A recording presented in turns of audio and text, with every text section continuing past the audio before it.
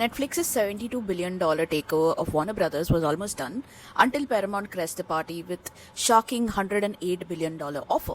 And here's the full story. Warner Brothers were under debt and they finally decide to sell Warner Brothers Discovery for $30 per share. The current is around $12 per share. After this announcement, Netflix, in a closed door bid, strikes a deal with them and offers them $72 billion for their streaming and studio assets.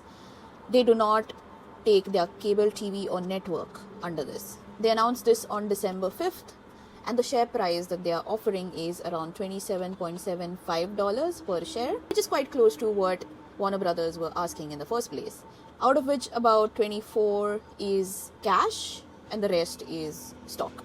Now, on December 8th, Paramount crashes the party and they say that they are offering $108 billion to the entire WBD company and all cash. Compared to Netflix, this is a very, very lucrative deal. And they made this hostile bid. They jumped over the board and now are offering this directly to the stakeholders. So majority of the stakeholders, if they agree, then this deal can go through. But then again, there are hurdles into the way. Now, two scenarios. If at all Warner Brothers break the deal for a better offer of Paramount, they will have to pay Netflix a whooping $2.8 billion. If the regulators block it and Netflix is unable to make the deal, then Netflix will have to pay Warner Brothers a whooping $5.8 billion.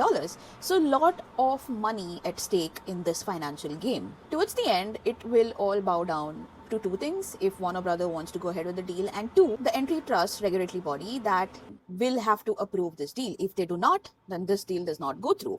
And Trump and his administration, being Trump, prefers Paramount more because David Ellison of Paramount already owns CBS, and with Warner Brothers coming in, he will also own CNN, which will be extremely beneficial to Donald Trump and his party.